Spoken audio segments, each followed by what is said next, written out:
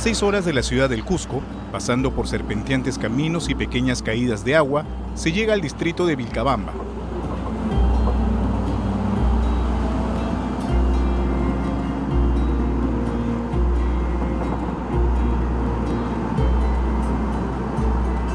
Una localidad que en esta época del año puede acoger al visitante con un sol radiante pero amable, o también sorprenderlo con lluvias breves pero intensas.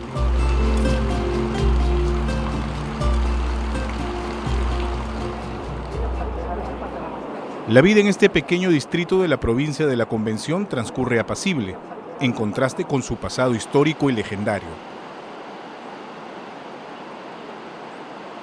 Con la muerte de Atahualpa no culminó la sucesión real. Entre 1536 y 1572, 4 incas marcaron lo que sería una etapa de 40 años de resistencia y lucha por recuperar al Tahuantinsuyo. El primero de ellos, Manco Inca, hijo menor de Huayna Cápac.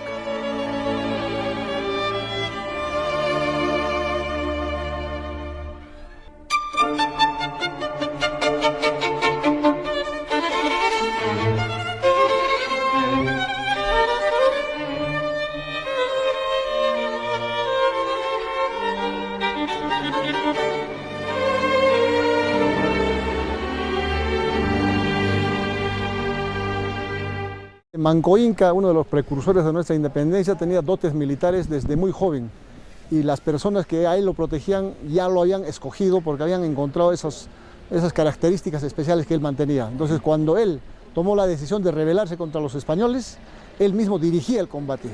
Muchos de los combates que ha vencido ha sido porque él personalmente estaba al frente de la batalla. Manco Inca decidió ocupar la zona de Ollantaytambo y desde ahí iniciar su rebelión. En el camino, hubo enfrentamientos con Hernando Pizarro, de los que salió victorioso. Manco Inca asumió esa responsabilidad desde muy joven. Él aprendió a manejar caballo, montar caballo. Él aprendió rápidamente a manejar instrumentos de guerra de los españoles. Él aprendió, digamos, a dirigir, tomó parte de las estrategias españolas en combate como suyo y por eso es que en muchos combates él ha podido lograr vencer a los españoles. La primera experiencia que cuentan los cronistas y que sabemos es cuando atacaron a Manco Inca en Ollantaytambo. La zona de Tiupunco fue cercado con esta espina y además desviaron el río Vilcanota para que los caballos no puedan avanzar, se enfanguen y se queden. Entonces esa fue, digamos, una de las atribuciones que se le da a la victoria de Manco Inca contra Hernando Pizarro en Ollantaytambo.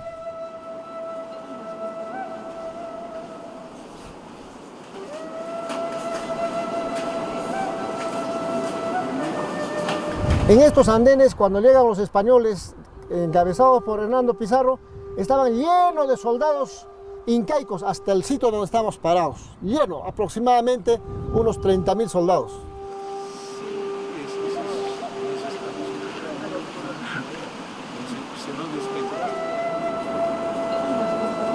En el lugar se construyó una garita de control por la que nadie sin autorización pasaba.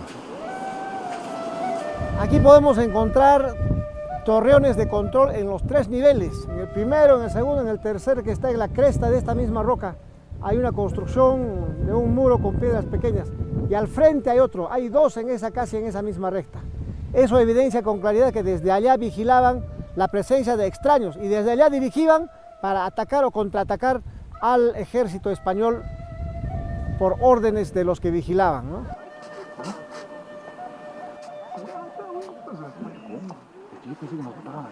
Acá también vamos a encontrar construcciones agrícolas que permitían no solamente el carácter de sostenimiento de esta fortaleza, sino también se utilizaba para el cultivo de plantas medicinales fundamentalmente. Y también acá podemos encontrar más al fondo el baño del Inca, el baño de la Ñusta. Es decir, esta zona era una zona imperial. Por eso hablamos de los lugares sagrados que tenía esta población. Manco Inca en aquella época era un hombre eminentemente religioso. Él tenía mucha creencia en el sol. Entonces, como tenía mucha creencia en el sol, tenía que tener estas estructuras, esta implementación para que pueda él salir a hacer sus rituales sagrados a su dios que era el sol, ¿no? En ese periodo, la fortaleza de Ollantaytambo se convirtió en el centro estratégico de la resistencia. Ante el constante asedio de los españoles, es que Manco Inca decide replegarse hacia Vilcabamba. Las características del terreno dificultaron el acceso a caballo de los invasores, además de ser una tierra agrícola fértil. Cuando llega Manco Inca, no viene a esconderse, viene a ocupar un territorio que se le llamaba el Reinado de Vilcabamba. Y este Reinado de Vilcabamba era un terreno extenso, y prácticamente a partir de la instalación de Manco Inca en Vilcabamba, el Tahuantinsuyo se parte en dos territorios. El territorio controlado por el Inca Manco Inca y el territorio controlado por los españoles. Desde el momento que él se viene a esta zona para rearmar el ejército, prácticamente lo hace en base a toda esta zona de Vizcos, ¿no? Chuquipalta, ¿no? Porque acá prácticamente se traslada a la capital del Cusco. En la capital del Cusco tenemos un templo importante que es Sacsayhuamán, la más grande del imperio, y acá tenemos Chuquipalta o Yurajurumi, ¿no? Que es uno de los nombres originales. Entonces acá tiene un sitio religioso muy importante, ¿no?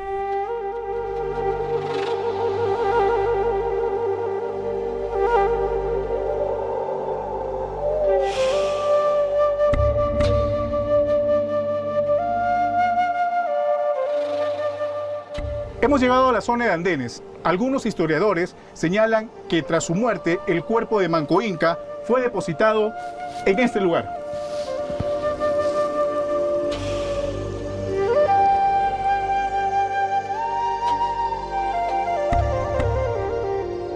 Precisamente en los textos indica de que el cuerpo de Manco Inca fue depositado entre la convergencia de dos ríos, ¿no? Entonces nos encontramos en un sector importante, los andenes, donde arquitectónicamente podríamos decir que esto fue un depósito de algún cuerpo de un personaje importante. Y como nos encontramos en la confluencia del río Pacchaj y el río Erapata, que se cree que fue depositado en este lugar. El complejo de Vitcus fue otro de los puntos de residencia de Manco Inca. Su majestuosidad y estructura armónica con el paisaje solo dan espacio para el asombro. Vitcus se convirtió en escenario del asesinato del primer Inca rebelde. Aunque las versiones difieren de la situación, se sabe que aquel día Manco Inca se reunió con un grupo de españoles, a los que acogió pensando en ser aliado debido a las pugnas entre pizarristas y almagristas. Fue apuñalado por la espalda y días después murió. Su lucha duró 8 años. Muerto Manco Inca, le sucedió su hijo, Sayri Túpac, quien buscó tener acercamientos con los españoles. Buscó niveles de pacificación con tratados políticos con los españoles. Entonces a Sayri Túpac, por ejemplo, los españoles le sacan del territorio de Vilcabamba, lo llevan al Cusco, inclusive lo llevan hasta Lima. Y al retornar a Lima le entregan todo el territorio de Yucay, que es un territorio espectacular para la producción agropecuaria. Pero sin embargo, mucho antes que llegue Sayri Túpac a Yucay, los españoles habían entregado este territorio a los cañaris como recompensa del trabajo en beneficio de los españoles. Entonces, cuando Sayri Túpac entra a este territorio de Yucay, habían celos naturales de los cañaris. Los invasores incluso lo reconocieron como Inca. Muchos de los que vivían en el territorio de Vilcabamba tipificaron a Sayri Túpac como traición a la ocupación que hizo su padre en Vilcabamba, porque él se fue a someter a los españoles. Él estaba bajo el mandato de los españoles, era el Zapán Inca también, porque los españoles lo habían proclamado. Véase, los españoles reconocen a Manco Inca en el Cusco y también reconocen a Sayri Túpac como Zapán Inca. Ya dos incas reconocidos por los españoles que no cuenta la historia. La muerte de Sayri Túpac tiene un velo de misterio, aunque muchos coinciden en que fue envenenado. Su desaparición dio paso a su hermano, Tito Cusi Yupanqui, quien retomó la intención de su padre, Manco Inca, en la recuperación del Tahuantinsuyo. Pidió que se respete el territorio del reinado de Vilcabamba, que se reconozca como el Inca en el territorio de Vilcabamba, que los agustinos, los frailes y los curas que venían, que hagan su trabajo de evangelización, pero él también continuaba con los trabajos de su religión, de practicar su religión. Su muerte llegó en 1570, aparentemente por una pulmonía, aunque se responsabilizó a un cura agustiniano, tras lo cual fue torturado y asesinado. La última etapa del reinado de Vilcabamba llegó con Túpac Amaru Inca. Los días de resistencia con miles de guerreros al mando de Manco Inca eran lejanos. Los intereses por territorios de distintos pueblos debilitaron la causa. Ya una etapa de decadencia, de control territorial, de decadencia de estructura militar, de decadencia de la adhesión misma de la población, porque mucha de la población se estuvieron saliendo del territorio de Vilcabamba o se adherían a los españoles para lograr ventajas económicas, ventajas territoriales. Entonces ya era muy débil la presencia de Túpac Amaru en el territorio de Vilcabamba. Túpac Amaru Inca fue capturado y llevado al Cusco. El virrey Francisco de Toledo ordenó su decapitación en la Plaza de Armas. Sus restos fueron enterrados en el convento Santo Domingo del Cusco. Ellos no querían que fuera asesinado, o sea, decapitado. Por eso es que los padres lo bautizaron, porque un cristiano no puede matar a otro cristiano. Pero a pesar de eso, lo hicieron. Significó una decisión política desde el Estado español, ¿no? Es decir,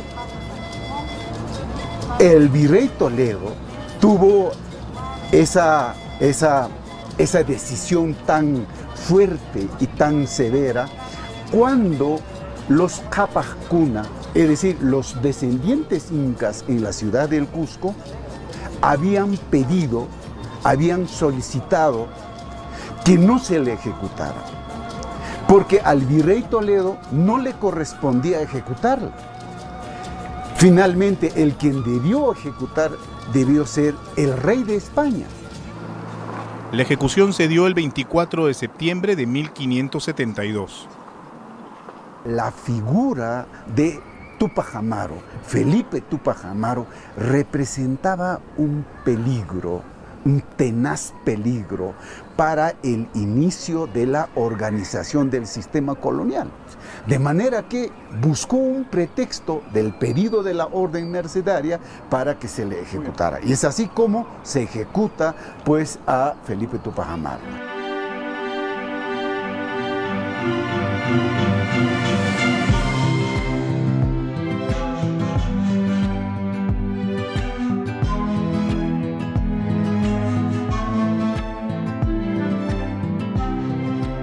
En la memoria de las generaciones actuales hay que depositar ese interés y ese conocimiento de que hubieron este tipo, ¿no es cierto?, de gestos y de hombres nuestros que con su vida contribuyeron a la independencia, ¿no?